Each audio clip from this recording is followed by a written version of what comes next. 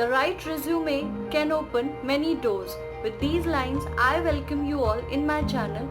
Hello everyone, my name is Sarika Shukla and I am a soft skill faculty. As reflected in the quote, our topic for today is resume writing for freshers.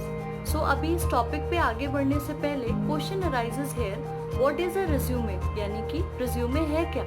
Actually, resume is a formal document which shows a candidate's career background and skills and it is created in order to hunt a new job. यानी कि resume एक ऐसा document है जो job Hunt के लिए बहुत ज़रूरी होता है। क्या आपको पता है कि रिज्यूमे ही एक ऐसा डॉक्यूमेंट है जो किसी भी एम्प्लॉयर के सामने आपको प्रेजेंट करता है और आपका फर्स्ट इम्प्रेशन भी बनाता है। सो इस वजह से रिज्यूमे बनाने के टाइम हमें बहुत ज़्यादा केयरफुल रहना है and because our dependency is actually the dependency rate is very high because our future career is dependent on this one piece of document, so we have to be very careful regarding resume writing tips. जब आप fresher होते हैं तब ये बहुत ज़्यादा ज़रूरी हो जाता है। एक बार जब आपको एक्सपीरियंस हो जाता है, आप अपनी detailed responsibility area work experience लिखते हैं तो वो CV यानी करिकुलम वीटे कहलाता है। बट आज जो बात हम करने जा रहे हैं वो resume writing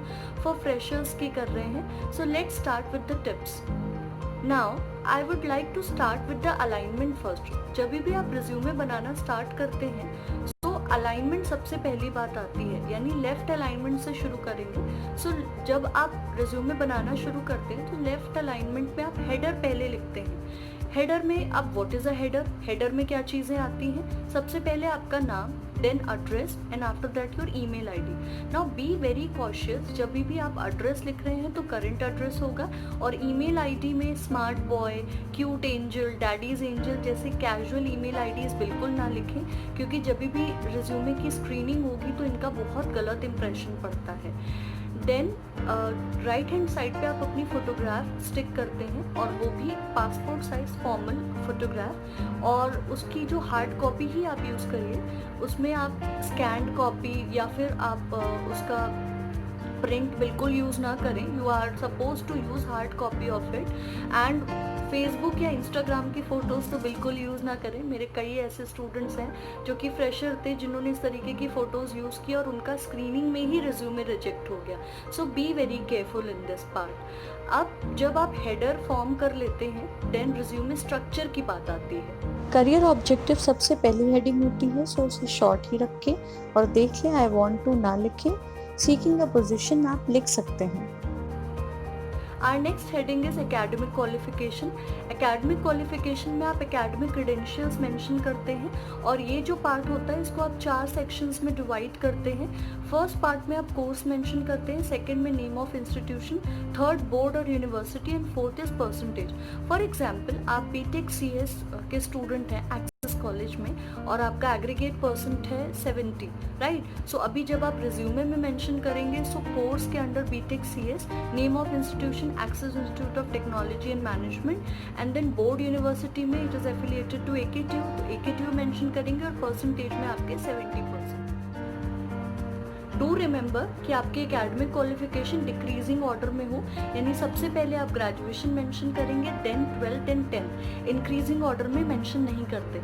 next heading is project. अब प्रोजेक्ट में आप क्या क्या मेंशन करते हो? You have to be very cautious with project sequence, यानी सबसे पहले project title, name of the company जहाँ से आपने प्रोजेक्ट किया है, एंड कोशिश करिए कि जो आपका प्रोजेक्ट डिटेल है वो 3 लाइन्स से मैक्सिमम ज़्यादा नहीं होना चाहिए। एंड मेक श्योर कि it has to be very crisp and precise.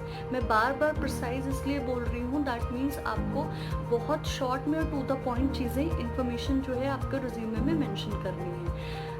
Project लिखने के बाद नेक्स्ट जो हेडिंग आती है वो है प्रोफेशनल प्रोफिशिएंसी। अब इसमें आप वो स्किल्स मेंशन करते हो जिसमें आप एक्सेल्ड होते हो, लाइक कंप्यूटर स्किल्स, की स्किल्स, या फिर कोई सॉफ्टवेयर की नॉलेज है आपको, कोई आपने एडिशनल सर्टिफिकेशन किया है, for example digital marketing and और any command in any other language.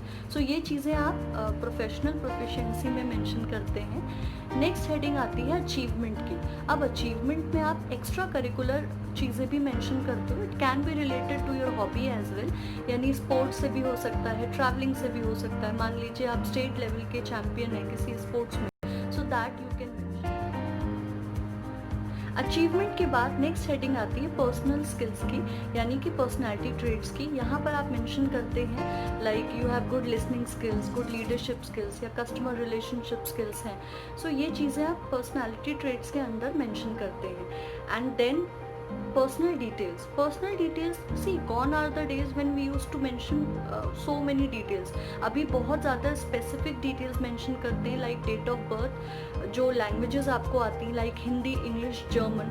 अच्छा, लैंग्वेज प्रोफिशिएंसी जब आप मेंशन करते हैं तो रीड और राइट दोनों मेंशन करना है कि आपको पढ़नी कौन सी आती है, लिखनी कौन सी आती है। इसके बाद आप लिंक्डइन और ट्विटर अकाउंट मेंशन कर सकते हैं। Another point is nationality. अगर विद इन इंडिया जॉब के लिए अप्लाई कर रहे हैं तो ज़रूरी नहीं है, बट ओवरसीज जॉब के लिए अप्लाई कर रहे हैं then it is important to mention your nationality, that is Indian. के बाद आप एट लास्ट फुटर मेंशन करते हैं, दैट इज डिक्लेरेशन, और उसमें आप मेंशन करते हैं कि all the information is true bye my knowledge and belief, और इसके बाद आपका रिज्यूमे कंप्लीट हो जाता है। सो ये तो थे वेरी इंपॉर्टेंट पॉइंट्स जो कि एक रिज्यूमे में, एक फ्रेशर के रिज्यूमे में होने ही चाहिए।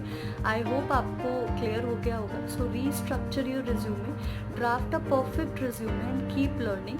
Do like, share and subscribe my channel. One more thing, अगर किसी टॉपिक की रिक्वेस्ट है तो आप कमेंट में मेंशन कर सकते हैं। I would be happy to be with you on that. Thank you for watching.